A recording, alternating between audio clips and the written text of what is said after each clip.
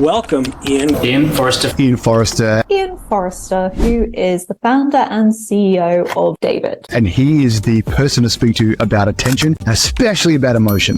So we're building an AI which can take a piece of content or an ad, ingest it, and predict will people pay attention in the first second, in the first 3 seconds, which emotions is the creative going to evoke, and are people going to remember the brand or not. Companies started coming to Unruly to say, why is my competitor's video at the top of this chart? Why am I not at the top of this chart? And they hired me to try and understand why. The more intense emotions you've got, the more likely that content is going to be shared. And also, there are what we call social motivations to share.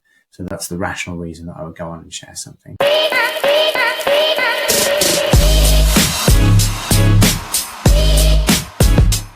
Hi, my name is Laura Mai. Welcome to the Answers podcast. And today we have on Ian, who is the founder of DAIVID, which is a really cool platform. I'm going to have Ian say it for me because I said it in the other video, but he can definitely describe it better. So Ian, why don't you introduce yourself and DAIVID?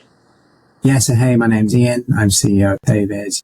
And at DAIVID, we are predicting attention, emotions, and memory driven by creative. So we're building an AI which can take a piece of content or an ad and ingest it and predict will people pay attention in the first second, in the first 3 seconds, which emotions is the creative going to evoke, and are people going to remember the brand or not. That's really cool. So how did you come up with that in the first place? And where did you get inspired to make a product like that?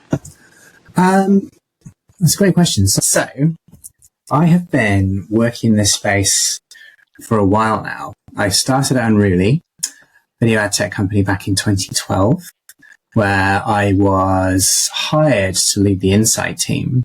And that's where the DAIVID journey really started. So they hired me because they wanted to make sense of a set of data that they had. They had a bunch of sharing data, and they were running a website called the Viral Video Chart, where they were ranking videos based on the number of shares that they achieved. And companies started coming to Unruly to say, why is my competitor's video at the top of this chart? Why am I not at the top of this chart? And Unruly didn't really have an answer. They were showing which videos were being shared, but they didn't know why. And they hired me to try and understand why. And so we ended up embarking on a big research program, trying to uncover the secrets of virality and the creation of a viral success. We're talking back in like 2012, where virality was a big thing for brands. And we ended up working with Karen Nelson-Field, then of Ehrenberg Bass, and now she set up her own business, Amplified Intelligence, testing a bunch of different hypotheses. Essentially, we found that for a piece of content to be shared, it needs to be emotive. So the more intense emotions you've got, the more likely that content is going to be shared. And also, there are what we call social motivations to share. So that's the rational reason that I would go on and share something. And we created this product around shareability of content. We could then test videos, predict how shareable they were going to be, predict how much earned media they were going to generate. But this was all done in quite a manual way, like testing content and showing it to people and cobbling this together in quite a manual way. But that's how it started. And that's how I got to learn about the power of emotions in content. And then back in like 2014, 2015, we found that clients stopped caring so much about virality, but they started caring about other metrics, like more direct brand metrics. But that was fine because we found that there were really strong correlations with emotions and not just shareability, but all brand outcomes. So we pivoted the product a little bit. We renamed it EQ, which stood for emotional quotient. Essentially, it was an emotional testing tool, and continued selling that around the world. And I built a global insight team, and we were churning out all this work and all this research. But then computer vision kind of came out in a very nascent way, where you could codify what was happening in content automatically. Back then, we're talking like 2016, it was still very much in its infancy and quite basic. But that's the point where I thought, this is interesting. If we can understand what the links are between what's happening in content and the emotions that it's evoking, then we could create an automated product. Because that was always the question we had at Unruly, like, what is it about this video which is resulting in a certain emotion? And we could infer. We never really knew. We could never properly answer that question with data. So that's where I got the idea for David. But honestly, the technology wasn't really ready to be able to fully automate, for years later. So I started the business as a side gig in 2018 and then did it as a side gig. I left Unruly and went to Whaler and set up the insight team there. Then we got our first global client, Essence Mediacom as they were back then, in September 2021. And that's when I went full time. Yeah, I love that. You said so much good stuff there. And something that you said that I found really true as well is that shareability element. People share for themselves, really, like they share to signal something about themselves, which I always found really interesting. And I also find it interesting that brands kind of moved away from that virality, because I guess there's just so much negative attention with virality that comes as well. But I'm wondering what emotion in, a piece of content or an ad have you found converts the best? Is there one emotion? So it depends on the content and it depends on the ad. If we're talking about commercial brands, generally speaking, there's not one emotion which is converting the best, but what they want to be doing is evoking an intense positive emotion, or at least leaving the viewer feeling an intense positive emotion at the end of the creative. And you can take your own journey, like for instance, classic, Always Like a Girl, right? Now that ad starts off by pissing people off. It annoys people, like by throwing a light on the fact that this Like a Girl moniker is being used in this negative way, right? And people haven't necessarily thought about that before, so they're like, actually, that's really bad. Like, why is that the case? So it annoys people and makes them feel sad. But then always show what they're doing to improve the situation. So you've got this kind of story arc and curve, and then at the end, that then, having taken people on this emotional journey and made them feel negative emotions, you then amplify the positive emotions when you show what you're doing about the situation. So the feelings of pride and inspiration at the end are amplified. So we often get asked this question, like, what's the best emotion to do X? And the truth is, any emotion can be impactful. And in fact, negative emotions are more impactful. As humans, we are programmed to focus and fixate on the negative. So the method of action for emotions is the creation of memories, right? You evoke an intense emotion, and then the human feeling that emotion is likely to remember that. They're actually more likely to remember the negative. The problem is, for most brands selling stuff, you don't want them to be left with the negative emotion, because they'll attach that emotion to the brand and they'll be less likely to go out and purchase that going forward. And generally speaking, commercial brands just stick to the positive. And there are 27 of the 39 emotions that we test for. 27 are positive, and any one of those emotions can be used to result in what the brand wants to achieve. Like a better way to think about it is like not which of these positive emotions is going to be most likely to drive sales, but which of these positive emotions is going to be more likely to fit with my brand. Not every brand can evoke every emotion authentically. Like often it comes down to what's the brand values and the USP and the unique brand story, and which emotions can be used to hold that in the most authentic way, and then selecting your positive emotions based on potential 27, but then filtering that down to maybe 3 or 4, which are your brand's heartland, and then going after those really, really strongly. That's often the best way to do it. So with David, when companies are testing their ads and testing their content, how often is that emotion off? Like off what they were supposed to be doing? And do you like that David kind of corrects them course? Like, you know what I'm saying? How often does David course adjust ads and content? Very often. I mean, we're testing content around the world, right? Every single day, hundreds and hundreds or thousands of assets. Every single day. And every single day, negative emotions are being evoked by this creative, which the brand is not aware of. And that can be like mild stuff like boredom and confusion.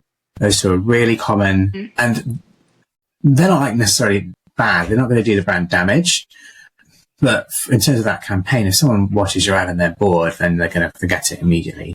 Equally, if they're confused, they're like, I don't get this and I'm not going to paying attention anymore.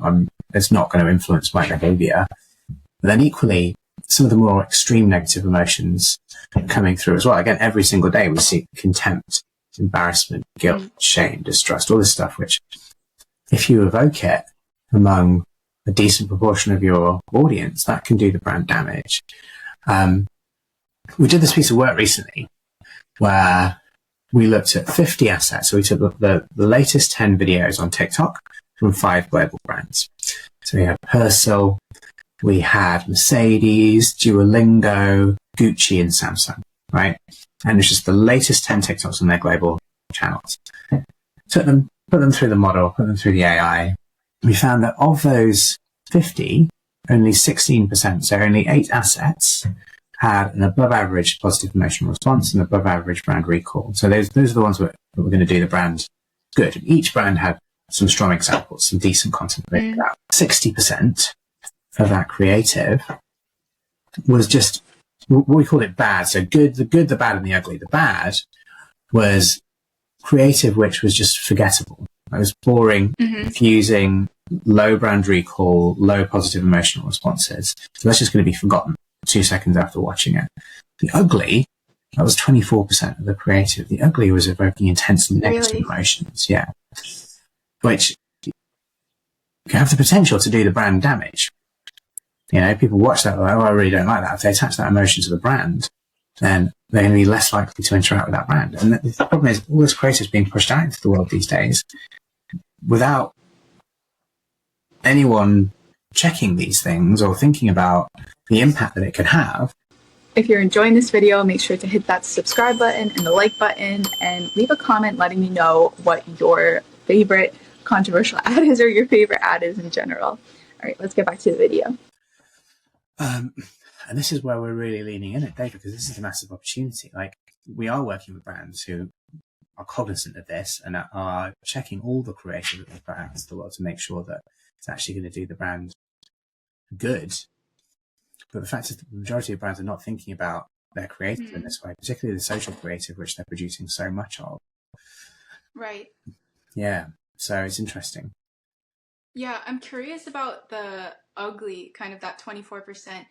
Did you find that along with the hate, there was like also more people who loved the ad, or did it tend to be like all hate? That kind of ad that is evoking those intense negative emotions can be polarizing. So you can get a lot of positivity coming through, but that tends to be when the brand is evoking amusement, right?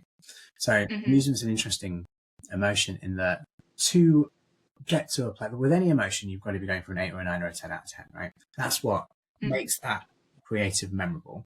It raises it up above all the other stuff we're being bombarded with on a daily basis. So any emotion, 8, 9, 10 out of 10 is what you want to be going for. With amusement, to get to that place of 8, 9, 10 out of 10, it's often necessary to polarize. So some people will watch that and they'll think that's a 10 out of 10. I find that hilarious. Other people either won't get it or they'll be offended by it. And so that's where you often see the polarization and the intense negative and intense positive coming through. With this stuff in particular, in this study, it wasn't really, there was some of that, but there was some which were just evoking negative emotions. Like they're intended to be funny, but they weren't. Like one shows 2 Mercedes-Benz, Mercedes post, in like a crash test situation where they're coming together. It's like, my crush has a message for me, and this is what the crush said. And then these cars basically get crushed in this accident. And there's this like romantic music playing over the top. And I guess it was intended to be funny, but most people watching that ad are like, that's just quite shocking. And you see the mangled Mercedes at the end, and then with this romantic music over the top, it's just like, and yeah, you know, if you've ever been involved in a car accident or, you know, your family member has, you're just going to like it's just going to be quite harrowing. So, you know, that has the potential to do Mercedes damage, and you're not, in that case, you're not benefiting from like a certain portion of the audience feeling intense positive, like most people are feeling intense, either nothing or intense negative.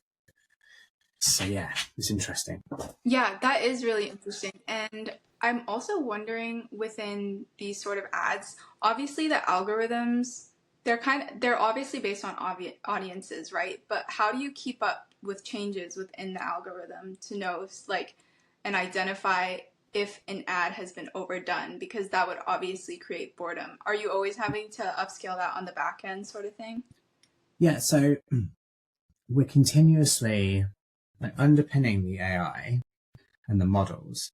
There's a continuous stream of human testing. So we're testing creative among people and gathering data from those people on a continuous basis. So we're continuously learning how people are responding to creative. So equally, like, if this stuff isn't one and done, like how people respond emotionally to something can change overnight. Like there might be a big world event which causes a seismic shift in how people perceive something or someone that will cause them to respond to that creative in a very different way overnight. So we need to be continuously testing this model, learning how these emotional responses are evolving, and kind of like add wear out that comes into play with that within the training data.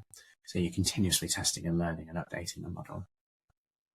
I find that so interesting. Obviously, when you are like testing, learning, and stuff, you need a team for that.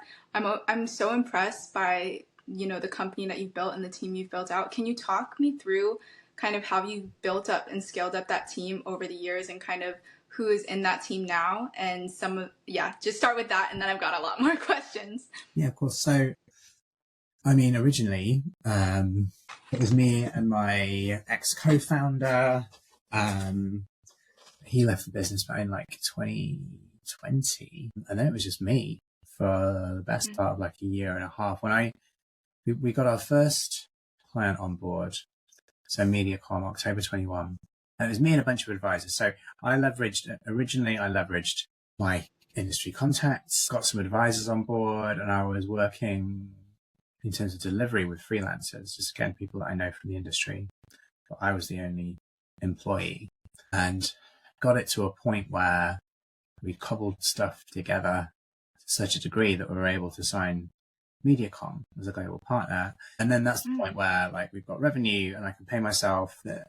That's the point where I was like, well, I need to take the plunge because I can pay myself. I mean, the whole point is you've got to get it to a point where you can go full time and pay yourself I took a massive pay cut versus my, senior advertising role, but where I can pay the bills.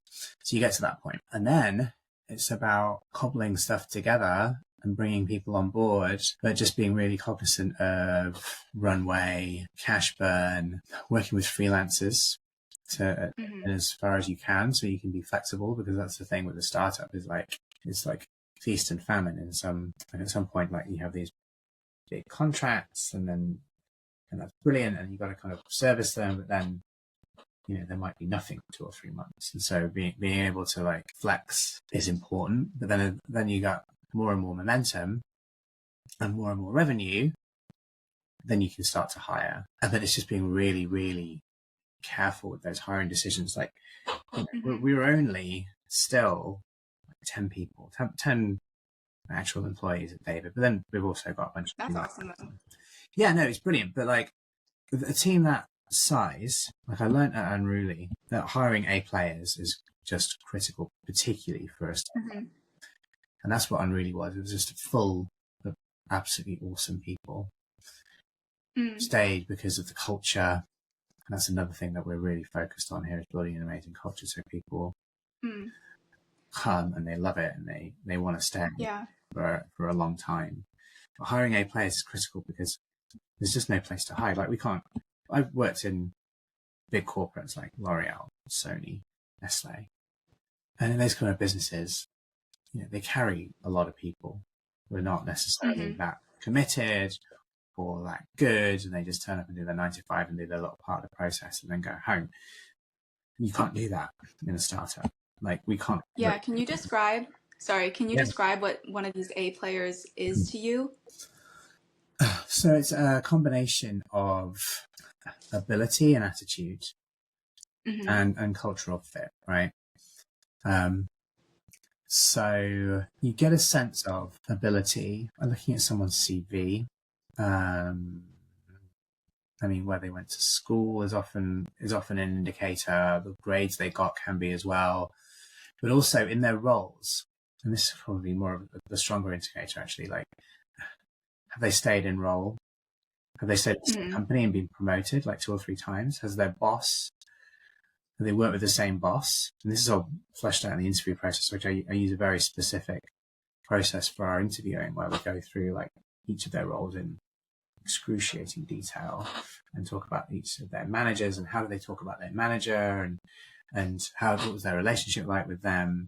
You go in very deep and you start to get an understanding of how this person relates to others as well. So this comes down to the attitude. Like, are they taking responsibility, or are they blaming others if something hasn't? Oh yeah, that's a big one.